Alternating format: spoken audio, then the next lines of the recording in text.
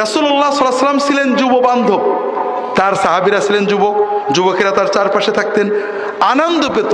কোনোদিন কোনো যুবককে, কিশোরকে কোনো অন্যায়ের জন্য, ভুলের জন্য বকা দেননি, কোনোদিন না।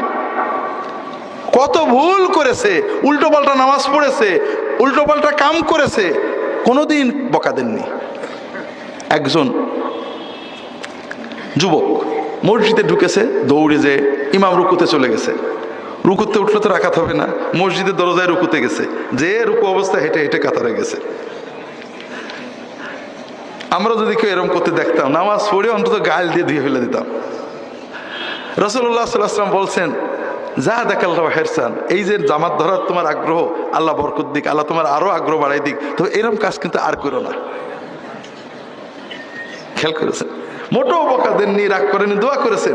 ওর কাজের পজিটিভ দিকটা দেখেছেন, যে ও তো একটা ভালো আবেগে কাজটা করেছে। কথা বোঝেননি? এইবার আমরা কি করছি?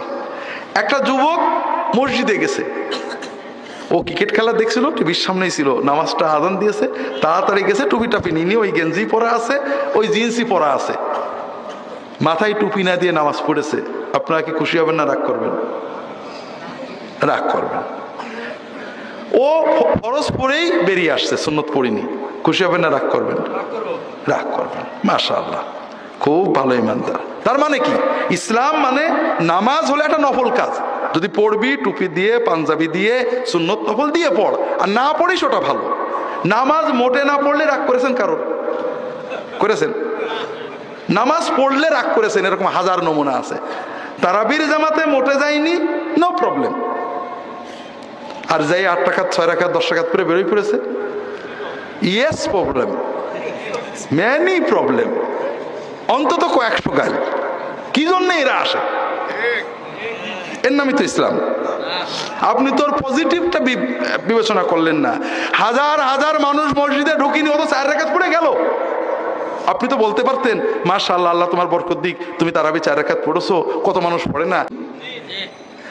লক্ষ লক্ষ যুবক মসজিদে যায় না, একজনেরও কোনোদিন ডেকে বলেননি বাবা মসজিদে চল। আর মসজিদে গেছে, ফরজ পড়েছে, ওর পজিটিভ দিকটা আপনি না দেখে ওর নেগেটিভটা দেখলেন। ওকে তো বলা, মাশাআল্লাহ বাবা, তোমার মতো ছেলেরা নামাজে আসে না, তুমি আল্লাহর কাছে দোয়া করো, আল্লাহ তোমার বড় করুক। বাবা টুপিটা কিনে পড়ো, আল্লাহ বেশি খুশি হবে। আজকে ক্রিকেট খেলা দেখছিল, যাও আগামীতে সুন্নতটা পড়ো, বলতে পারতেন না? এটা হলো মুহাম্মদ রাসূলুল্লাহ সুন্নত। সব তো সুন্নি। টুপি একটা পড়েছে, ইয়া নবী সাল্লাল্লাহু আলাইহি ওয়াসাল্লাম সুন্নি হয়ে গিয়েছে।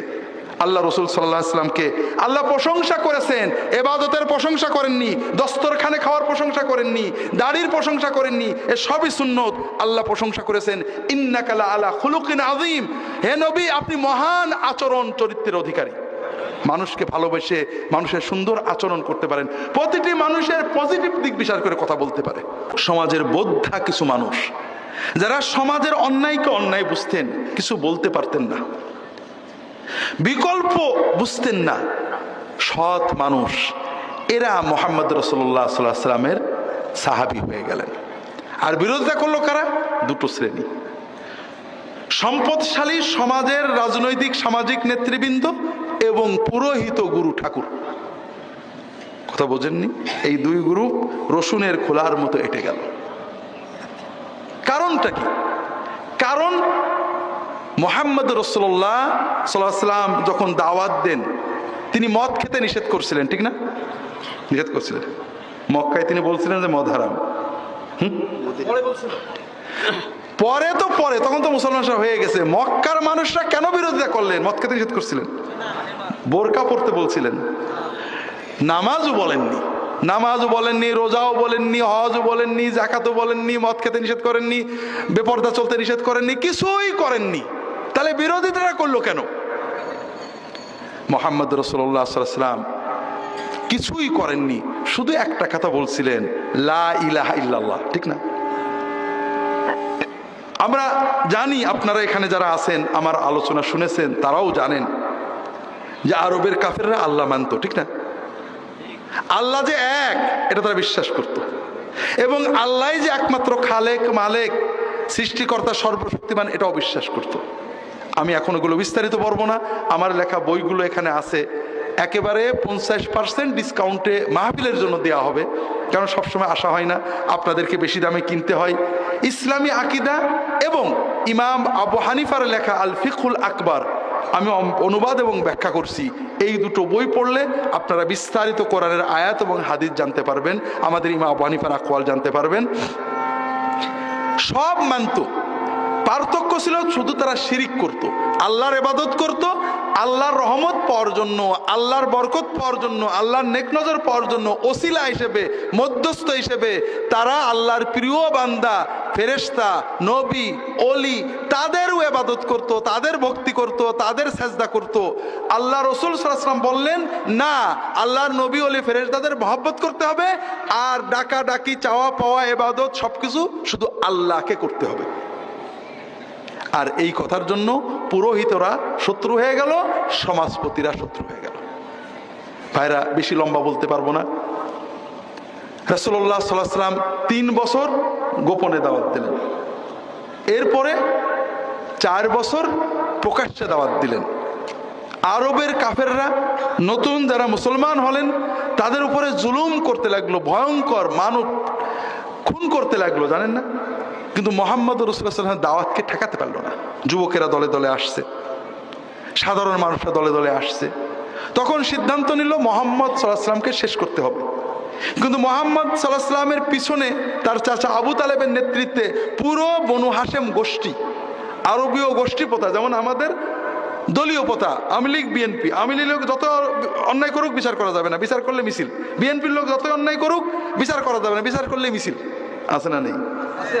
মুক্তিযোদ্ধা যত অন্যায় করুক বিচার চলবে না, হলেই মিছিল। মৌলানা সাহেব যতই অন্যায় করুক বিচার করা যাবে, বিচার করলে হুজুরা মিছিল। ঠিক এই রকম গোষ্ঠী প্রথার ভিতরে ছিল মক্কার লোকেরা। বনু হাশেম, বনু আব্দুল মুত্তালিব মুসলমান হয়নি, 2-1 বাদে। কিন্তু তাদের কথা, আমাদের ছেলের গায়ে হাত দিলে আমরা শেষ রক্তবিন্দু মতো লড়াই করব। কারণ তাদের প্রধান যিনি আবু তালেব, তিনি যেটা বলবেন সেটাই মানবে। যেমন আমরা এখন রাজনৈতিক দলে নেতা যেটা বলে সবাই সেটাই বলে, ঠিক না ভাই? ঠিক। আরজু আইয়াখরুজা মিন আসলাবিহিম মাইয়া আবুদুল্লাহ ওয়াহদাহু। জিবরাইল, এই তায়েফ মক্কাকে ধ্বংস করে দিও না, এরা হয়তো আমাকে চেনেনি, এরা হয়তো চলে যাবে, এ প্রজন্মের কেউ মুসলমান হবে না, কিন্তু এদের সন্তানদের ভিতরে, এদের পরবর্তী কোনো প্রজন্মের ভিতরে একটা মানুষও যদি আল্লাহর ইবাদত করে শিরিক মুক্ত, এটাই আমার আশা, এটাই আমার পাওয়া। আমি এই আশাতেই থাকবো, দাওয়াত দিতে থাকবো, কিন্তু এদেরকে ধ্বংস করতে দেব না। কথা বুঝতে পারেন ভাইরা? আমরা কি পারি না এইরকম একটা উদার দৃষ্টিভঙ্গি? আমি দাওয়াত দেব, এরা মানেনি, কাল মানবে, পরশু মানবে, হয়তো এদের প্রজন্মের, পরবর্তী প্রজন্মের কেউ না কেউ মানবে, হতে পারে না? এরকম আছে না নেই? কত নাস্তিক দিনের বড় দায়ী হয়েছে, হয়নি? কত দিন বিরোধী মানুষের আওলাদের আলেম হয়েছে, হয়নি? কাজে এত অস্থির কেন ভাইরা? আল্লাহর দিন আজকালের ভিতরে সব মানুষ নিয়ে নেবে। কতটুকু পরিশ্রম করেছেন আপনি? মিনায় বসে আছি, পাশে এক আলেম বসে আছেন, বলছেন যে ভাই আমি কোরআন শরীফ পড়ছি, বলছেন ভাই দেখেন এই কোরআনের এগুলো সব অচল হয়ে গেল, কোরআনের সমাজ গড়া আর হলো না। বললাম দেখেন, কোরআনের সমাজ যে আপনি চান, বাংলাদেশের কত % মানুষ কোরআন পড়তে পারে? খুব অল্প। তা আপনি কত % মানুষকে কোরআন শিখিয়েছেন? আগে কোরআন নিয়ে মানুষের কাছে যান, তাদেরকে কোরআন শেখান, কোরআন পড়ুক, কোরআন বুঝতে শিখুক, কোরআন বুঝে কোরআন পড়ে হৃদয় নড়ুক, আল্লাহর দিনকে বুঝুক, এরপরে না আল্লাহ কোরআনের সমাজ দেবেন।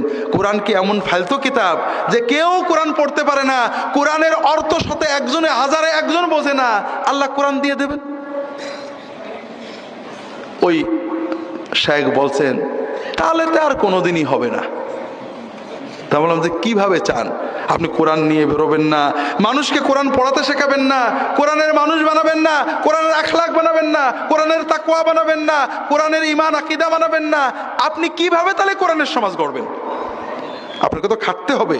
যে সমাজের শতকরা 85 জন মানুষ নামাজ পড়েন না, 15 জন নামাজ পড়লেও সেই নামাজিদের ভিতরে 99 জন মানুষ কোরআন পড়তে পারেন না, সুদ ঘুষে লিপ্ত, কোরআন বোঝেন না, হাজার হাজার হারামে লিপ্ত। আপনি কোরআন বুঝিয়ে কোরআনের আখলাক তৈরি না করে কিভাবে কোরআনের সমাজ করবেন?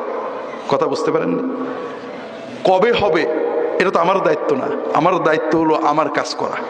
যেটা বলছিলাম ভাইয়েরা, মোহাম্মদ রাসূলুল্লাহ সাল্লাল্লাহু আলাইহি ওয়াসাল্লাম তায়েফ থেকে ফিরে আসলেন, তায়েফবাসীরা নিল না, মক্কার দাওয়াত দিতে দিচ্ছে না, সম্পূর্ণ জগৎ তার বিরুদ্ধে চলে গিয়েছে। যখন রাত সবচেয়ে কালো হয়, গভীর হয়, এরপরেই তো শবে সাদেক হয়, ঠিক না? এত দামি আতর পরে রাস্তায় গেলে মানুষ তাকিয়ে থাকে। এই যুবকের কাছে দ্বীনের দাওয়াত পৌঁছেছে, গোপনে ইসলাম গ্রহণ করেছেন। হঠাৎ মা খবর পেয়েছে মুসলমান হয়েছে তোমার ছেলে।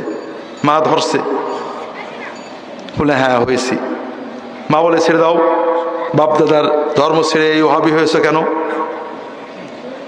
আরবরা বলতে এটাকে সাবেই, মানে বাপদাদার ধর্ম ছেড়ে নতুন জিনিস নেওয়া। আমরা যেমন বলি ওহাবি। বলে না আম্মা ছাড়বো না।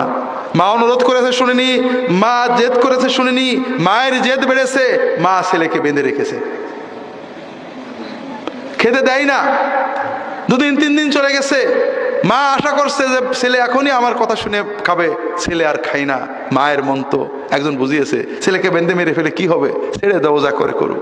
শেষ পর্যন্ত মা ছেড়ে দিয়েছে, কিন্তু আমার বাড়ি তোর ঠাঁই নেই। যে যুবক সকালে যে কাপড় পরতেন বিকালে পরতেন না, সেই যুবক একটা কাপড় নিয়ে হিজরত করলেন।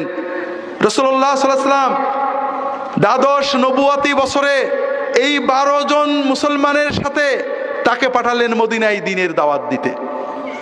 কি সুন্দর দাওয়াত দিয়েছেন। পরের 1 বছর না যাইতে মদিনার অধিকাংশ মানুষ মুসলমান হয়েছে, এবং 75 জন লোক মুসলমান হয়ে নবীজিকে মদিনায় নেওয়ার জন্য নবুয়াতের 13তম বছরে জিলহজ মাসে হজের সময় মক্কায় চলে এসেছে। সুবহানাল্লাহ। কেমন দাওয়াত দিতেন! ওই মদিনার লোকেরাও বিরোধিতা করত। মাতবররা শুনেছে গরিব যুবক এরা মুসলমান হয়ে যাচ্ছে। আওস এবং খাজরাজের যারা নেতা তারা খেপছে, ওই মক্কার থেকে একটা বদমাইশ আসছে, তাই না? আমাদের যুবকদেরকে নষ্ট করছে, এই সরল লোকদেরকে নষ্ট করছে। আচ্ছা যাচ্ছি, তরবারি নিয়ে গেছে। উনি তখন একটা খেজুরের বাগানে বসে আছেন। বলছে তোমার কি জানের মায়া আছে না নেই? জানের মায়া থাকে কেটে পড়ো, আমাদের যুব সমাজকে, সাধারণ মানুষদেরকে নষ্ট করো না। উনি বললেন একটু বসবেন না দাঁড়িয়েই কথা বলবেন? বসেন, আমি একটু কথা বলে শোনেন। যদি ভালো না লাগে আপনি আমাকে তাড়িয়ে দিন, যদি ভালো লাগে মেনেন। নরম করে সুন্দর করে মহব্বতের সাথে দিল দিয়ে বলেছেন। ওই অ্যারোগ্যান্ট মাতবর নরম হয়ে গেছে। তা তো কথা ঠিক, আপনি তো জোর করে আমার কিছু দেবেন না, একটু শুনেই দেখি। বসেছেন, ইসলামের কথা বুঝিয়েছেন, মহব্বত দিয়ে, হৃদয় দিয়ে, আদর দিয়ে সুন্দর করে বুঝিয়েছেন। ওই লোকটা ওই এক সিটিংয়েই সঙ্গে সঙ্গে মুসলমান হয়ে, এইভাবে বিনয়ের সাথে, ভালোবাসার সাথে, আদরের সাথে, তাকওয়ার সাথে হৃদয়ের সবটুকু অনুভূতি উজাড় করে দিয়ে মদিনার দাঁড়ে দাঁড়ে নারীর কাছে, পুরুষের কাছে, শিশুর কাছে, কিশোরের কাছে, মাতবরের কাছে, কমন পিপুলের কাছে মুসাব ইবনে উমাইর গিয়েছেন, তার সাথীরা গিয়েছেন। আস্তে আস্তে মদিনার অর্ধেকের বেশি মানুষ মুসলমান হয়ে গেল। তাদের ভিতরে চিন্তা যে আমরা থাকতে এই মক্কার জুলুমের ভিতরে নবীজিকে একা কেন ফেলে রাখবো। এ সময়ে রাসূলুল্লাহ সাল্লাল্লাহু আলাইহি ওয়াসাল্লাম অনুমতি দিলেন মুসলমানদের, মক্কার মজলুম মুসলমানদের, যাও মদিনায় হিজরত করতে পারো। শুরু হলো হিজরত। মক্কার মানুষেরা প্রথম কি আর করেনি, যেটা যাচ্ছে যাক, ঝামেলা কমুক। কিন্তু হঠাৎই খেয়াল হলো যে ওরা তো ওখানে যে আরেকটা আমাদের বিরুদ্ধে সোসাইটি গড়ে তুলবে। ঠেকা যখন হলো না, খবর পেয়ে যাচ্ছে ইয়াসরিবে, মদিনায় অনেক মানুষ মুসলমান হচ্ছে, বলে আসল জায়গায় ঘা দিতে হবে। এখন তো আর আবু তালেব নেই, কাজে মোহাম্মদকে শেষ করা যাবে। তারপরেও যদি বনু হাশেম, বনু আব্দুল মুত্তালেব একান্তই বিচার চাই, আমরা একটা কাজ করব। আমরা সব গোত্রের মানুষ একসাথে তাকে খুন করব। তাহলে ওরা তো সবার বিরুদ্ধে তো লড়াই করতে পারবে না, তখন এই টাকা পয়সা দিয়ে একটা আপোষ করে নিয়ে যাবে। কথা বুঝতে পারেন? তারা সিদ্ধান্ত নিল। রাসূলুল্লাহ সাল্লাল্লাহু আলাইহি ওয়াসাল্লামকে আল্লাহ তাআলা ওহীর মাধ্যমে জানালেন আপনাকে বেরোতে হবে। আবু বকর রাদিয়াল্লাহু তাআলা আনহুর সাথে তার কথা হয়েছিল, তিনি অপেক্ষা করছিলেন। রাতের গভীরে 27শে রজব, কয় তারিখ? কোন বছরে? নবুয়াতের 14তম বছর, যেটা হলো প্রথম হিজরি। সফর মাসের 27 তারিখে রাতের গভীরে মুহাম্মদ রাসূলুল্লাহ সাল্লাল্লাহু আলাইহি ওয়াসাল্লাম মদিনা, মক্কা থেকে কোন দিকে? উত্তরে। তিনি উত্তরে গেলেন না, কারণ মক্কার লোকেরা জানে যে গেলে ওই দিকেই যাবে। খুব ভালো করে বুঝুন, মুহাম্মদ রাসূলুল্লাহ সাল্লাল্লাহু আলাইহি ওয়াসাল্লামের আমরা নবুয়তের কারণে আমরা অবশ্যই মহব্বত করি, কিন্তু সেকুলার বিচার যারা করেছেন ইউরোপ আমেরিকার, সেকুলার মানে কি? এটা হলো লেখাপড়া না জানাদের অনুবাদ। সেকুলারিজম মানে ধর্মনিরপেক্ষ, এটা কোনো ডিকশনারিতে পাওয়া যায় না। এটা কোথা থেকে ঢুকলো? সেকুলার মানে হলো ধর্মমুক্ত, ধর্মবিহীন, জগৎমুখী, দুনিয়াদারি, যে কর্ম কাজের সাথে ধর্ম ঢুকে না, এটার নাম হলো সেকুলার। ডিকশনারি ভালো করে পড়েন। সেকুলার মানে ধর্মমুক্ত, ধর্ম থেকে বিচ্ছিন্ন, ওয়ার্ল্ডলি, জগৎমুখী।